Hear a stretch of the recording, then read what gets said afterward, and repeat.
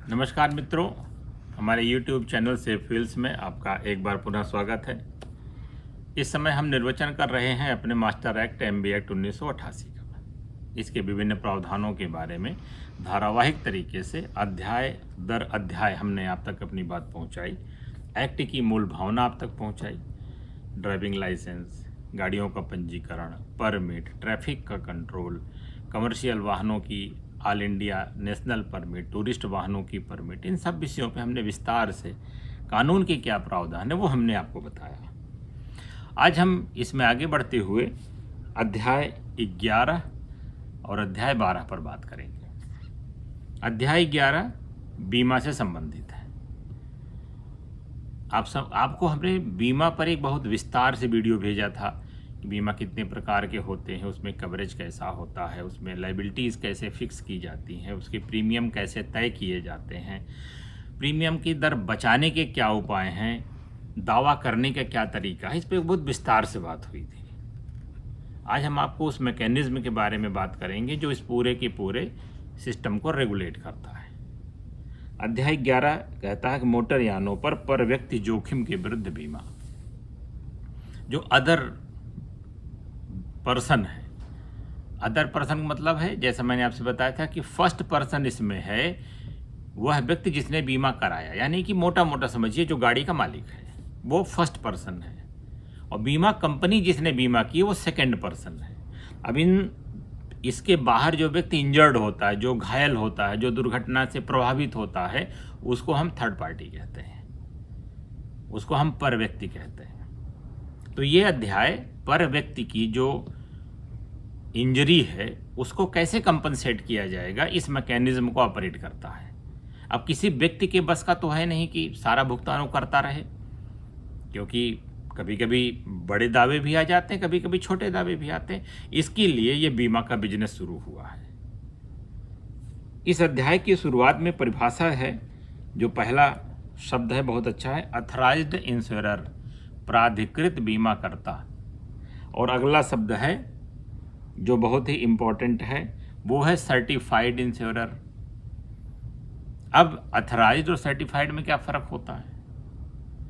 अथराइज्ड वह होता है जो भारत सरकार की बीमा विनियामक और विकास प्राधिकरण अधिनियम 1999 में लाइसेंस होल्डर है, जिसने बीमा व्यवसाय का लाइसेंस ले रखा है, वो होता है प्राधिकृत बीमा करता। और जिस व्यक्ति को MB एक्ट के तहत मान्यता दी गई है वह होता है सर्टिफाइड, यानी कि प्रमाणित बीमा करता। तो इन दोनों चीज़ों को आप समझिएगा कि हर बीमा एजेंसी मोटर यान का बीमा नहीं कर सकती है, क्योंकि इसमें जीवन बीमा भी शामिल है, वस्तु का भी बीमा शामिल है और जोखिम का बीमा शामिल है। तो MB एक्ट के उद्देश्य के लिए जिस बीमा कंपनी को अधिकृत किया गया होगा वो कहा जाएगा सर्टिफाइड इंश्योरर, और जो बीमा लाइसेंस होल्डर होंगे वो कहेंगे अथराइज्ड इंश्योरर। तो इंश्योरेंस में यह चीज़ इंपॉर्टेंट हो जाती है। फिर अगला शब्द होता है बीमा प्रमाण पत्र, जिसको आप पॉलिसी कहते हैं। इंश्योरेंस पॉलिसी उसको कहा जाता है बीमा प्रमाण पत्र। इंश्योरेंस पॉलिसी ही आपके बीमा की वैधता का प्रमाण होती है, क्योंकि उसमें गाड़ी का विवरण रहता है, मालिक का विवरण रहता है, बीमा की अवधि रहती है, बीमा का स्वरूप रहता है, किस प्रकृति की बीमा की गई है, क्या कवरेज होगा, ये सारी चीज़ों का विवरण बीमा के प्रमाण पत्र में अंकित होता है। तो किसी भी व्यक्ति ने अपनी गाड़ी का बीमा करा रखा है, इसका एकमात्र जो साक्ष्य है वो है बीमा प्रमाण पत्र उसके पास होना चाहिए, जिसको कि आप आम बोलचाल में पॉलिसी पेपर कहते हैं, कि पॉलिसी का कागज कहाँ है। इसके अलावा इसमें घोर उपहति यानी कि grievous hurt, hit and run case में hit and run motor accident, insurance regulation and development authority, policy, property, reciprocation of country, ये सारी चीज़ें परिभाषित कर गई हैं ताकि किसी भी व्यक्ति को इसमें समस्या न होने पाए। पर पक्षकार के अंतर्गत सरकार किसी वाहन का चालक और उसका कोई अन्य सहकर्मी भी हो सकता है। ऐसा नहीं है कि हमेशा मोटर मालिक ही दोषी होगा, या पर व्यक्ति में दुर्घटना में यदि किसी गाड़ी का ड्राइवर मर जाता है तो वह भी थर्ड पार्टी कहा जाएगा, उसको भी जो बीमा का जो धन होगा वो वैसे ही दिया जाएगा जैसे थर्ड पार्टी को दिया जाता है। ये बहुत इंपॉर्टेंट चीज़ है कि सड़क दुर्घटना में यदि किसी गाड़ी से एक्सीडेंट हुआ और उस गाड़ी का खुद का भी ड्राइवर मर गया तो वो भी बीमा कवर के तहत आता है, उसको भी बीमा की राशि, बीमा का लाभ दिया जाएगा। आगे बढ़ते हैं धारा 146 पर। धारा 146 कहती है कि कोई भी व्यक्ति सिवाय किसी यात्री के किसी स्थान पर किसी भी मोटरयान को तब तक न चलाएगा, न चलवाएगा, न चलाने की अनुमति देगा जब तक कि उसके पास थर्ड पार्टी बीमा नहीं होगी। ये बीमा की अनिवार्यता धारा 146 MB एक्ट में घोषित कर दी गई है। कोई भी व्यक्ति कोई भी वाहन तब तक न चलाएगा, न चलवाएगा, न चलाने की अनुमति देगा जब तक कि उस गाड़ी के पास थर्ड पार्टी, न्यूनतम थर्ड पार्टी, मैंने आपसे बताया था बीमा कई प्रकार के होते हैं, फुल कवरेज है, कॉम्प्रिहेंसिव है और महंगे पार्ट्स पे है, इंजन का बीमा है, कई प्रकार की बीमा होते हैं, लेकिन मिनिमम न्यूनतम थर्ड पार्टी बीमा होगा तभी वो गाड़ी सड़क पर चलने को अलाउ की जाएगी। नहीं तो इसके उल्लंघन में आपको बताया था हमने कि धारा 194 के तहत आपको भारी जुर्माना देना पड़ सकता है। इसमें दंड के भी प्रावधान तगड़े हैं। साथ ही साथ आपका भी जोखिम है। अभी कुछ दिन पहले एक थाने पे कंप्लेंट आई, एक बुलेट मोटरसाइकिल चोरी हो गई, साल भर पुरानी गाड़ी थी। जब उसमें इन्वेस्टिगेशन शुरू हुआ तो चोरी वास्तव में थी। चूक कहाँ हुई? 5 दिन पहले बीमा पॉलिसी एक्सपायर कर गई थी। अब उनका जोखिम 100% माइनस में चला गया। अब उनको अगर यही बीमा रहा होता तो उनको गाड़ी का पूरा धन मिल सकता था। गाड़ी में न मिलती कोई बात नहीं थी, लेकिन बीमा का पूरा धन उनको मिल सकता था, उनका जोखिम कवर हो सकता था। लेकिन 5 दिन से उन्होंने बीमा मिस कर दिया। तो कृपया मेरी आपसे रिक्वेस्ट है कि यह कानूनी बाध्यता भी है और साथ ही साथ व्यवहारिक रूप से आपके लिए भी लाभकारी है कि आप गाड़ी का बीमा अप टू डेट रखें।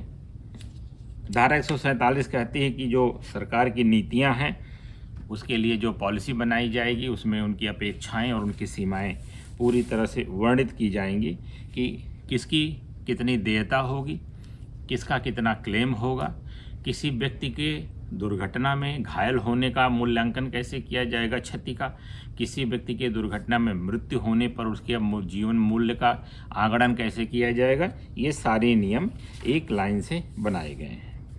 धारा 148 एक इम्पॉर्टेंट सेक्शन है और ये कहता है कि भारत सरकार का जिन राज्यों के साथ, राज्यों से मतलब अदर नेशन से, विदेशी राज्यों के साथ, विदेशी राष्ट्रों के साथ जिनके हमारे समझौते हैं, या जैसा मैंने आपसे बताया था कि ये वियना कन्वेंशन में जो देश शामिल थे, जो जिनेवा के कन्वेंशन में देश 120 के आसपास देश शामिल थे, उन देशों में जो मान्यता प्राप्त बीमा कंपनियों द्वारा बीमा किया गया है, अगर वह गाड़ियां वह बीमा पॉलिसी लेके भारत आती हैं तो उनको उनकी मान्यता दी जाएगी।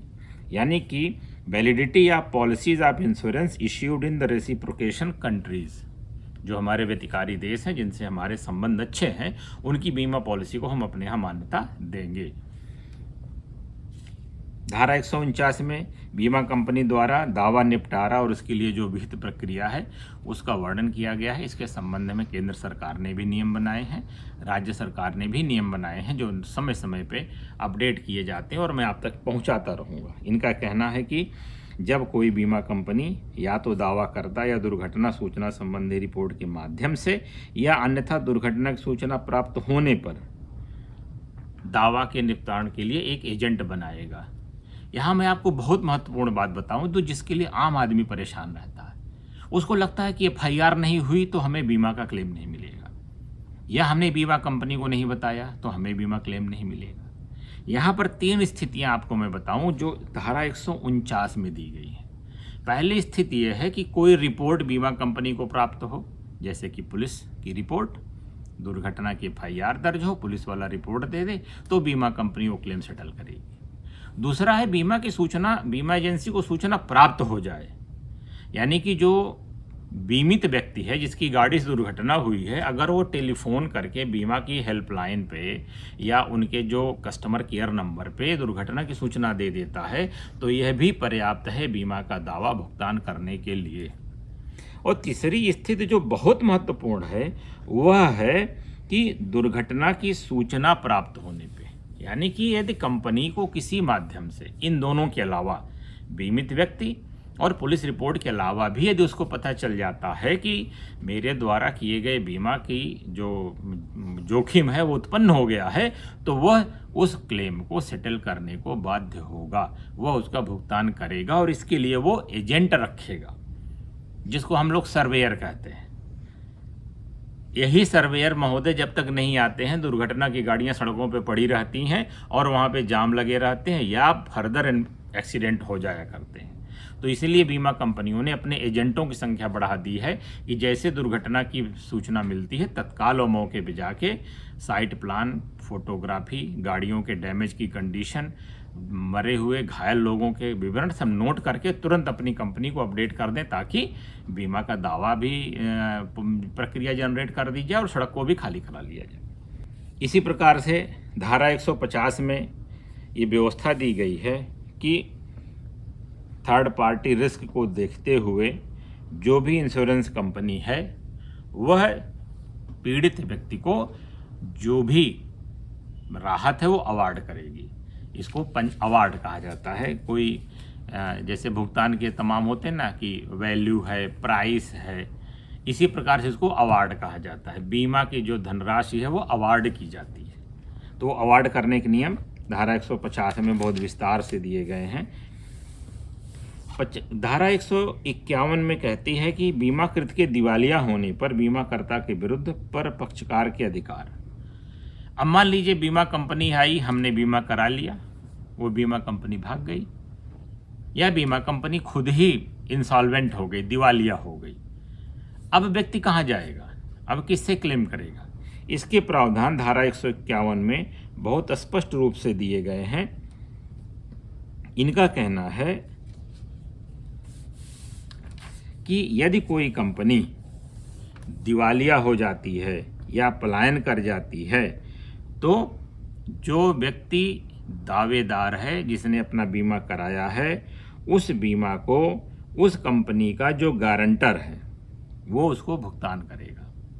जो रिजर्व बैंक ऑफ इंडिया से बैंकिंग लाइसेंस जारी होते हैं या जो इंश्योरेंस बिजनेस रेगुलेटरी अथॉरिटी से इंश्योरेंस बिजनेस अलॉट होते हैं, तो वहाँ पे इनको कुछ न कुछ गारंटी रखनी पड़ती है, कोई न कोई गारंटर इनका बनता है। जैसे आपके बैंक में जमा जितने पैसे हैं, आपको मालूम होगा कि रिजर्व बैंक ने 5 लाख रुपए तक की गारंटी ले रखी है।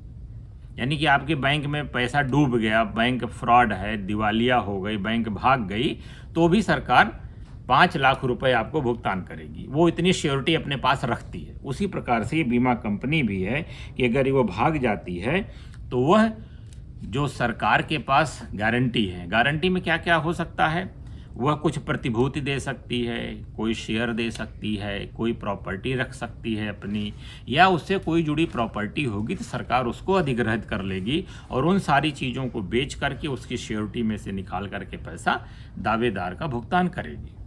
तो इस प्रकार से ऐसा नहीं है कि कोई कंपनी दिवालिया हो जाए या कोई कंपनी भाग जाए तो आपके द्वारा किया गया बीमा जो है निष्प्रयोज्य हो जाएगा, नहीं।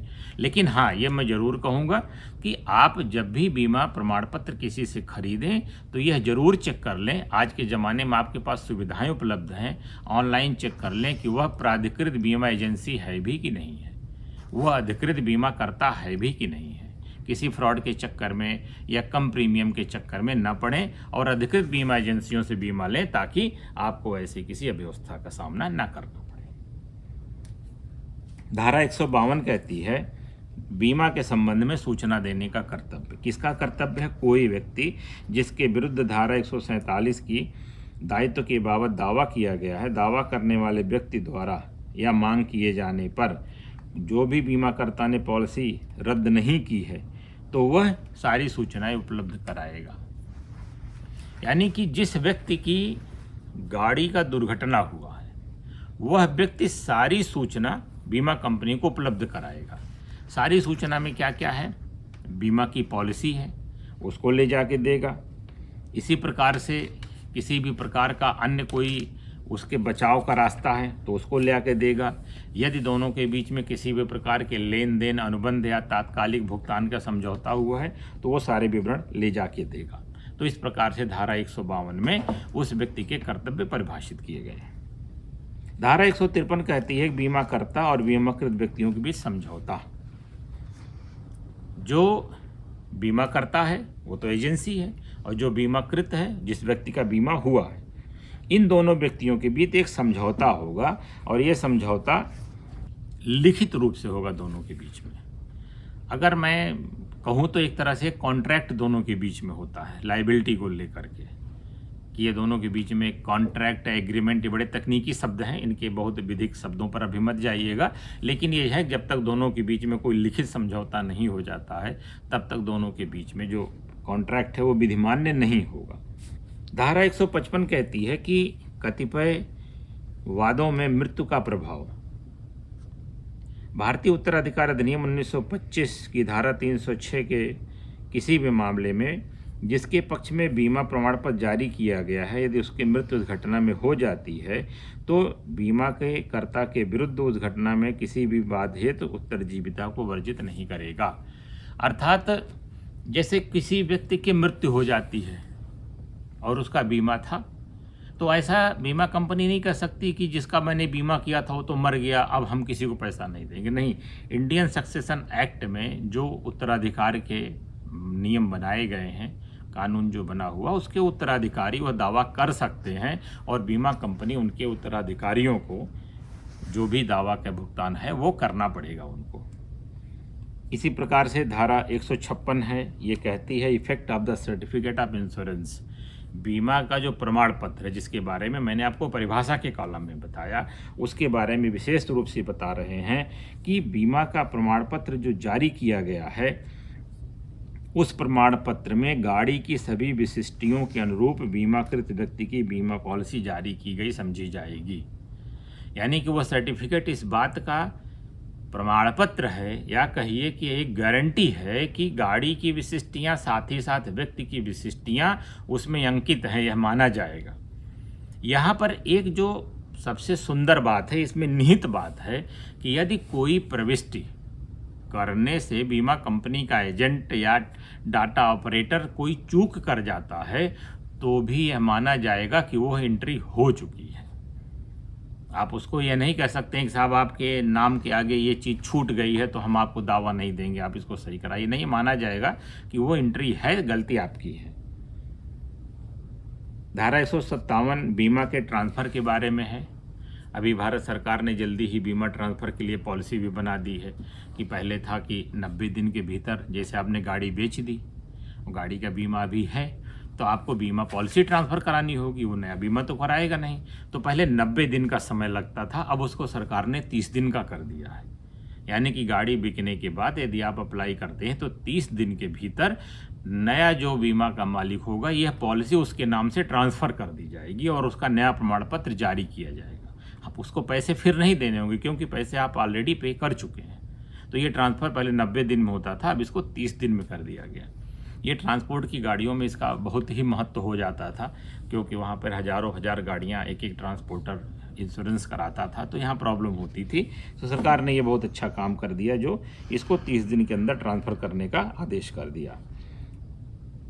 धारा 158 एक इम्पॉर्टेंट धारा है जिसके लिए अक्सर विवाद होता है।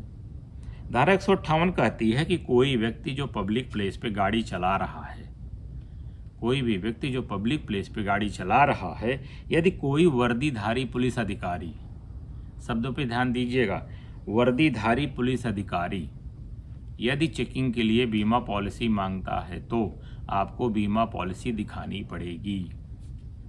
ये झगड़ा रोज होता है कि आपको पावर नहीं है, सिपाही जी को पावर नहीं है, दीवान जी को पावर नहीं, पावर खूब है। मैं इसको बार बार आपसे बता रहा हूँ कि वर्दीधारी व्यक्ति कागज चेक कर सकता है।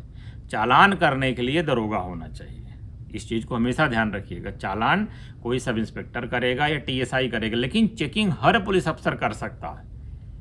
जो पुलिस अधिकारी मौके पे वर्दी पहने चेकिंग कर रहा है, वो आपसे क्या क्या मांग सकता है? बीमा प्रमाण पत्र मांग सकता है, आरसी मांग सकता है, पीयूसी मांग सकता है, डीएल मांग सकता है, फिटनेस प्रमाण पत्र मांग सकता है, या माल पे, गाड़ी पे जो माल लदा है उसकी वे बिल मांग सकता है। इतनी गाड़ियाँ, गाड़ी से जुड़ा इतने कागज वो मांग सकता है। ये धारा 158 फिर अधिकृत कर रही है ये परमिट के मामले में विधिकृत किया गया था, डीएल के मामले में विधिकृत किया गया था, आरसी के मामले में विधिकृत किया गया था कि चेकिंग करने के उद्देश्य से वर्दीधारी कोई भी पुलिस अफसर आपके सारे कागज मांग सकता है और आपका कर्तव्य होगा एमबी एक्ट में कि आप वो कागज उसको दिखाएं। यदि उसमें कमी पाई जाती है, त्रुटियां पाई जाती हैं, कोई फोर्जरी पाई जाती है और उस पर अब चालान करना है तो इसके लिए सब इंस्पेक्टर मौके पे मौजूद होना चाहिए ताकि वो चालान कर सके, चालान को ऑथेंटिक कर सके। इस चीज़ पे कृपया ध्यान रखिएगा। इसी प्रकार से कोई व्यक्ति जो उपधारा 1 व 2 के अधीन अपेक्षित प्रमाण पत्र नहीं पेश कर पाएगा, उस व्यक्ति को गाड़ी का कागज ले करके धारा 306 की शक्तियों का प्रयोग करके कागज गाड़ी का ले करके उसका चालान करेगा।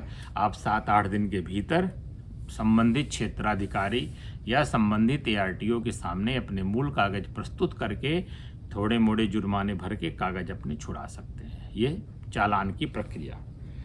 इसी प्रकार से धारा 159 यह एक बहुत महत्वपूर्ण धारा है और इसकी वजह से जनता बहुत पीड़ित होती है।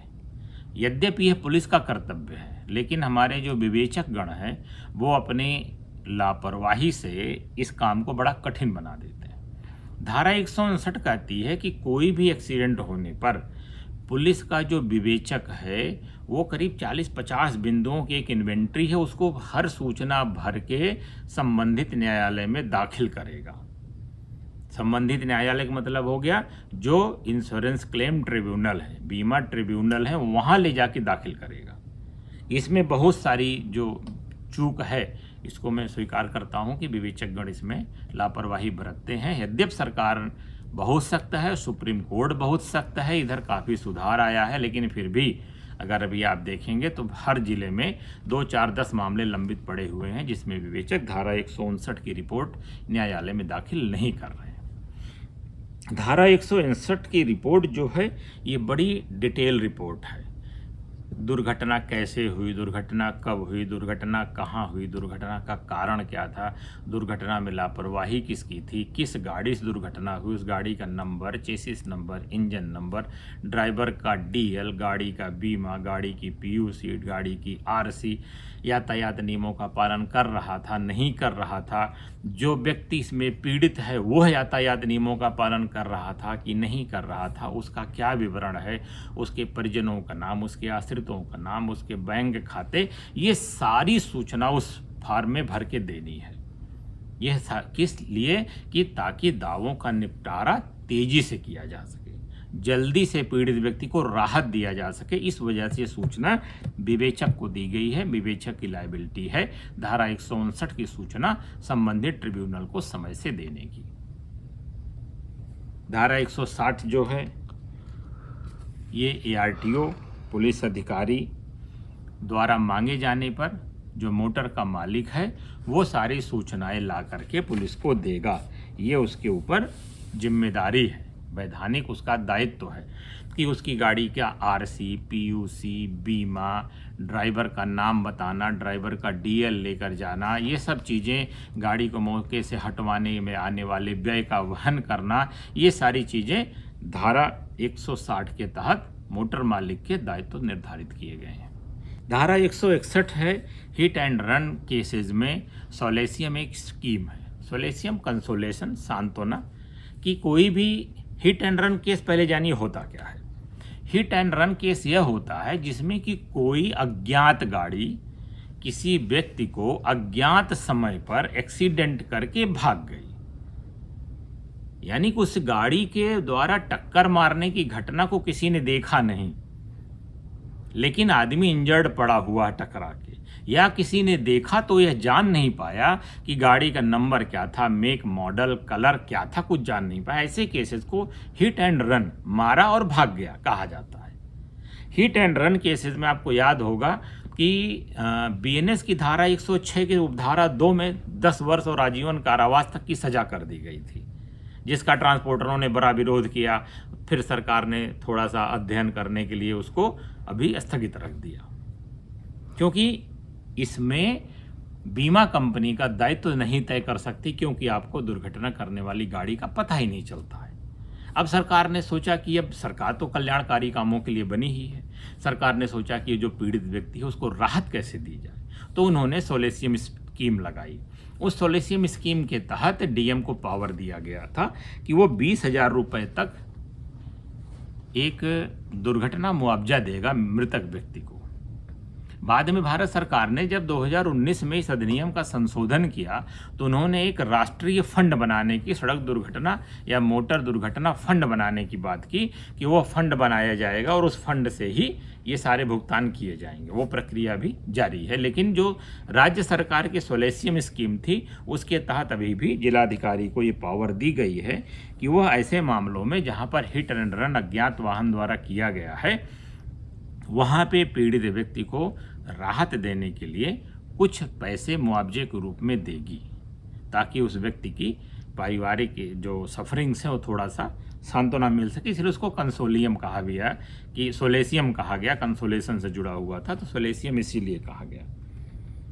धारा 162 में सरकार ने एक बहुत इम्पोर्टेंट सुधार किया। वो सुधार किया गोल्डन आवर्स का कॉन्सेप्ट को लीगलाइज कर दिया। गोल्डन आवर्स क्या होते हैं?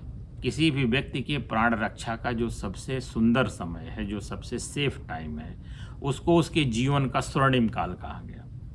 वो क्या होगा? दुर्घटना में घायल व्यक्ति को जितनी जल्दी इलाज मिल जाए तभी तो उसका जीवन बचेगा। तो उसके जीवन का क्या हुआ? वो स्वर्णिम काल हुआ। आप उसमें उसके जीवन को बचा सकते हैं। सरकार ने इसको जनरल इंश्योरेंस कंपनी अधिनियम 1972 या अन्य के मामले में जितने भी बीमा कंपनियां हैं उनके ऊपर इसको लागू किया और इन्होंने कहा कि स्वर्णिम काल में, स्वर्णिम काल को जनरली नियमों के अनुसार 1 घंटा कहा गया। दुर्घटना के 1 घंटे के भीतर यदि कोई व्यक्ति अस्पताल पहुंच जाता है तो उसके इलाज का प्रबंध बीमा कंपनी करेगी। प्रबंध का मतलब खर्चों का भुगतान। अब इसमें दोनों तरीके से मैंने आपसे पहले कहा था कि या तो उससे अनुबंधित अस्पताल में इलाज होगा, बीमा कंपनी अस्पताल को पे कर देगी, या आप खुद अपना खर्चा वहन कर लीजिए, बाद में आपको दावा में भुगतान प्राप्त हो जाएगा। तो स्वर्णिम काल में किसी भी व्यक्ति के इलाज का खर्चा बीमा कंपनियों को उठाने के लिए धारा 162 की उपधारा 1 में आदेशित किया गया है। इसी प्रकार से धारा 162 की उपधारा 2 कहती है कि यदि सेंट्रल गवर्नमेंट चाहे तो वह भी इसके लिए अलग से फंड बना सकती है। जैसे मैंने कहा ना, राष्ट्रीय मोटरयान दुर्घटना फंड जो बनने की बात थी, वो चाहे तो भारत सरकार भी इसके लिए एक फंड बना सकती है कि गोल्डन आवर्स में किसी व्यक्ति के इलाज पे आने वाले खर्च में सरकार उसका मदद करे। धारा 163 जो है वो जो मुआवजा दिया जाता है उसके भुगतान की प्रक्रिया को परिभाषित किया है कि इसमें कैसे आवेदन आएगा, कैसे जांच की जाएगी, कैसे पात्रता तय की जाएगी और कैसे भुगतान किया जाएगा। धारा 164 कहती है कि मृत्यु या ग्रीवियस हर्ट किसी को हो जाए, ग्रीवियस हर्ट में मतलब लंबे समय तक इलाज चले, अंग भंग हो जाए, व्यक्ति दिव्यांग हो जाए या उसकी मृत्यु हो जाए, तो मैंने जैसे आपसे पहले कहा था कि उसके जीवन क्षति का मूल्यांकन पैसे में कैसे किया जाएगा, तो इसके लिए नियम दिए गए हैं। धारा 164 का कहती है, जो मैंने आपसे पहले कहा कि यह एक सोलेसियम स्कीम बनाएगी, और 164B कहती है कि मोटर व्हीकल, जैसे मैंने आपसे कहा कि मोटरयान दुर्घटना फंड बनाएगी। ये व्यवस्था इसी 164 के तहत दे दी गई है कि सरकार चाहे तो इसके लिए फंड बना सकती है। धारा 164 कहती है कि भारत सरकार इसके लिए नियमावली बना सकती है। जैसे मैंने पिछले दिनों आपसे कहा था, जो राहवीर योजना है, राहवीर योजना का जो कॉन्सेप्ट है वो यहीं से आया है। यद्यपि उसकी परिभाषा धारा 138 में दी गई है, लेकिन नियम बनाने की शक्ति यहीं से प्राप्त हुई है। धारा 164 में देखिए किन किन विषयों में नियम बना सकती है। वो कहते हैं कि बीमा पॉलिसी के प्रारूप के बारे में नियम बना सकती है। ये कहती है कि बीमा प्रमाण पत्र के ट्रांसफ़र, अभी जैसे मैंने आपसे कहा कि गाड़ी बिक गई तो बीमा पॉलिसी ट्रांसफ़र कैसे होगी, इसके बारे में नियम बना सकती है। सूचना देने का प्रारूप का नियम बना सकती है।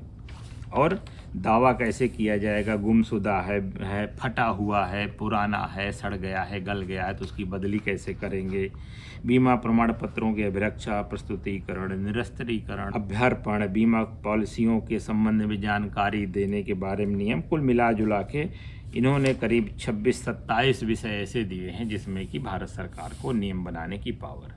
वैसे भी मैं आपको बता दूं कि इंश्योरेंस सेंट्रल सब्जेक्ट है, बीमा जो है केंद्र सरकार का पूरी तरह से विषय है, इसलिए बहुत सीधी सी बात है कि इसमें जो भी नियम बनाएंगी वो भारत सरकार ही बना सकती है। तो इसीलिए धारा 164 में उनको सारी छूट दी गई है। धारा 164 में राज्य सरकार को थोड़ी सी छूट मिली है नियम बनाने की, वो भी किस मामले में कि इस अध्याय को लागू करने के लिए कैसे बनाएंगे। जैसे कि सूचना देने के लिए 159 में दरोगा को बाध्य करने के नियम सरकार बना सकती है, दरोगा को दंडित करने के नियम सरकार बना सकती है।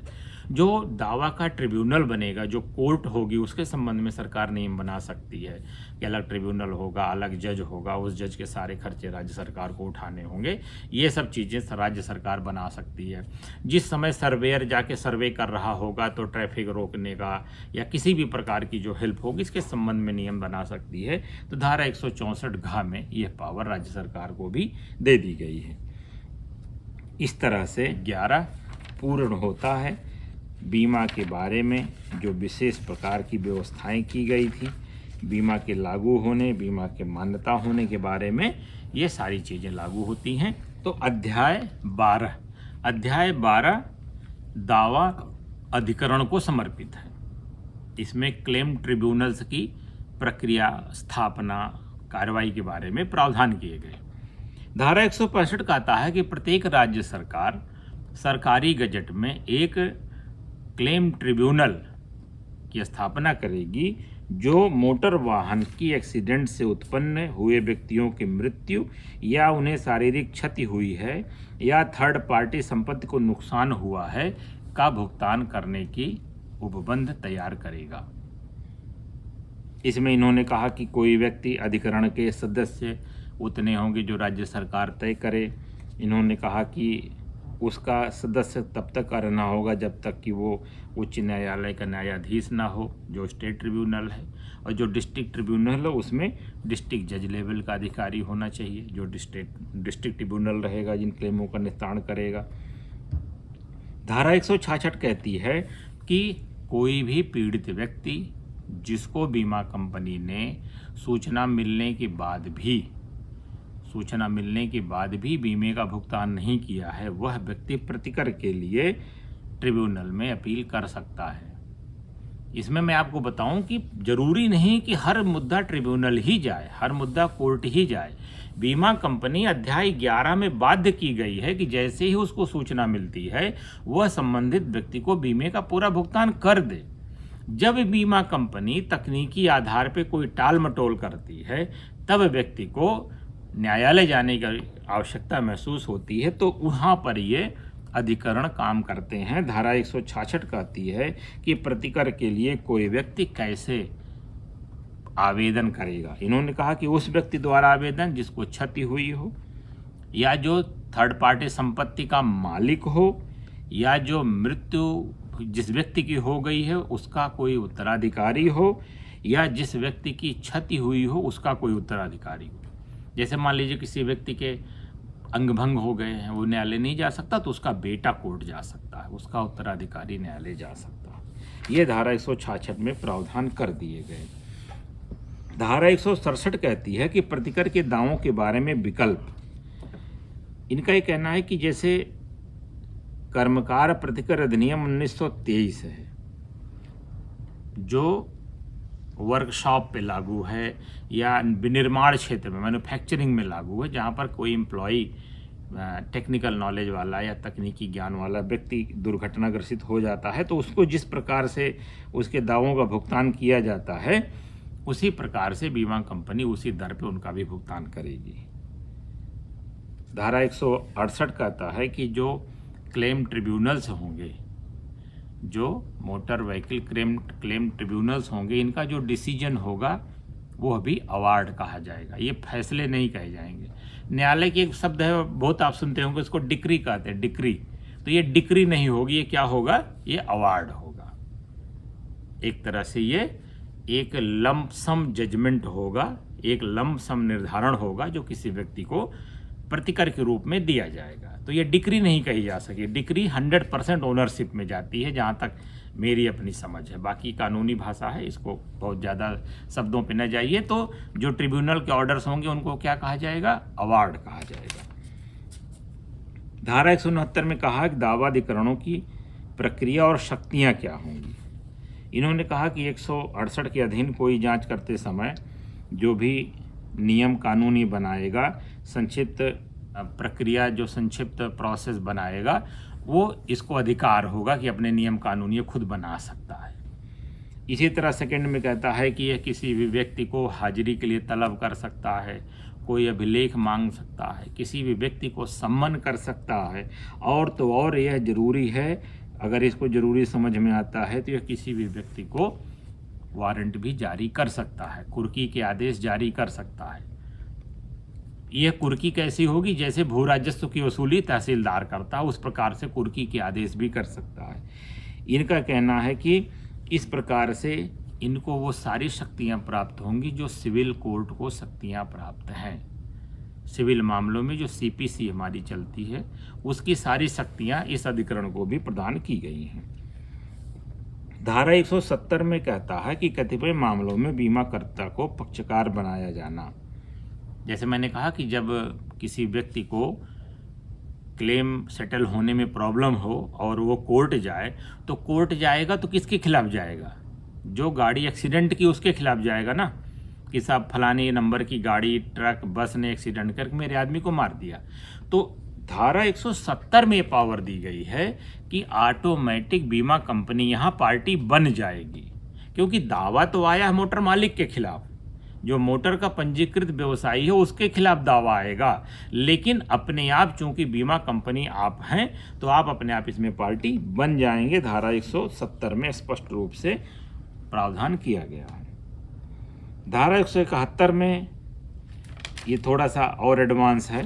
यह कहता है कि यदि किसी व्यक्ति का मोटर क्लेम अवार्ड कर दिया गया और उसके बाद भी बीमा कंपनी ने समय पर पैसा नहीं दिया, तो जो डिले हो रहा है उस पर उस पैसे का उसे ब्याज देना होगा, और यह ब्याज साधारण ब्याज की जो भी प्रचलित दर होगी, या फिर यदि ट्रिब्यूनल कोई ऑर्डर कर दे कि 18% ब्याज दो, 20% ब्याज दो, 10% ब्याज दो, जो साधारण ब्याज होगा वो तो मैंडेटरी है देना। तो अगर विलंब करता है कोई व्यक्ति अनावश्यक रूप से भुगतान करने में, या तो ट्रिब्यूनल द्वारा अवार्ड किया गया या बीमा कंपनी द्वारा जो सैंक्शन किया गया, यदि उसमें कोई विलंब होता है तो उसको बीमे जो भुगतान राशि तय की गई है उस पर उसको ब्याज भी देना पड़ सकता है। इसके साथ साथ धारा 172 कहती है कि इस अधिनियम के अधीन प्रतिकर के किसी दावे का न्याय निर्णय करने वाले दावा अधिकरण का, जहां किसी मामले में ऐसे कारणों से उसको समझ में आता हो कि बीमा कंपनी ने अनावश्यक इस व्यक्ति को दौड़ाया है, तो वो न्यायालय की प्रक्रिया में व्यय हुआ खर्चा भी दिलवाएगा। बात मामला समझ में आ गया ना। वहाँ क्या है, भुगतान में देर हुआ तो ब्याज दिलवाएगा, और न्यायालय की भागा दौड़ी में जो उसका खर्चा आया है वो भी दिलवाएगा बीमा कंपनी से। यदि बीमा कंपनी इसमें अनावश्यक टाल मटोल करती है तो इसके बारे में 172(1) से लेकर के 172(4) तक बहुत छोटे छोटे बड़े अस्पष्ट प्रावधान किए गए हैं। ये अधिवक्ता जो आपका बीमा का पैसा क्लेम ट्रिब्यूनल में लड़ेगा उसके काम की चीज़ है, ये उसको बहुत फ़ायदा करेगा। तो क्या करेगा, पहले बीमा का पैसा दिला सकता है ट्रिब्यूनल, दूसरा पैसा देने में डिले हुआ तो उस पैसे पर ब्याज दिला सकता है ट्रिब्यूनल, तीसरा ट्रिब्यूनल आपको न्यायिक लड़ाई लड़ने का खर्चा भी बीमा कंपनी से दिला सकता है। ये न्यायालय जो अधिकरण बनाया गया है, ट्रिब्यूनल बनाया गया, उसकी शक्तियां परिभाषित हैं धारा 172 में। अब 172 के फैसले से या तो बीमा कंपनी नाराज हो सकती है, असंतुष्ट हो सकती है, या जो दावा करने गया है वो असंतुष्ट हो सकता है, वो नाराज हो सकता है। तो एक्ट ने धारा 173 में प्रावधान किया कि कोई भी व्यक्ति जो अधिकरण के निर्णय से व्यथित है, अधिकरण के निर्णय से कोई भी व्यक्ति जो व्यथित है, अधिनिर्णय की तारीख के 90 दिन के भीतर हाईकोर्ट जा सकता है। अगर कोई व्यक्ति व्यथित है तो वो हाईकोर्ट में अपील कर सकता है कि साहब हमारे ऊपर ज़्यादा जुर्माना लगा दिया गया या हमारा जुर्माना कम कर दिया गया। अभी एक बड़ी मज़ेदार पीछे फिल्म आई थी, आपने देखा होगा कि मोटर क्लेम कैसे लड़ा जा रहा था, एक्सीडेंट का मुकदमा। तो इस तरह के प्रोसेस आपको जानने चाहिए। इसीलिए कहा जाता है साहित्य और सिनेमा समाज का दर्पण होता है। तो मोटर ट्रिब्यूनल पे बहुत अच्छी फिल्म थी वो, उसको आपको देखेंगे तो आपको पता चलेगा कि कैसे बहस की जाती है एक्सीडेंट में। तो इन सब चीज़ों के बारे में अपील करने की पावर 173 में दे दी गई। 174 में जैसे मैंने आपसे कहा कि बीमाकर्ता से धनराशि की वसूली भू राजस्व के बकाये के रूप में की जाएगी। यदि कोई बीमा कंपनी, यदि यहाँ पर एक छोटा सा पेच और बता दूं कि यदि बीमा नहीं है गाड़ी का, तो ऐसा नहीं है कि उस व्यक्ति को अब कोई मुआवजा नहीं मिलेगा। यदि गाड़ी का बीमा नहीं है तो मोटर मालिक, मैंने आपसे कहा ना, दावा किसके विरुद्ध आया है? मोटर मालिक के विरुद्ध आया है।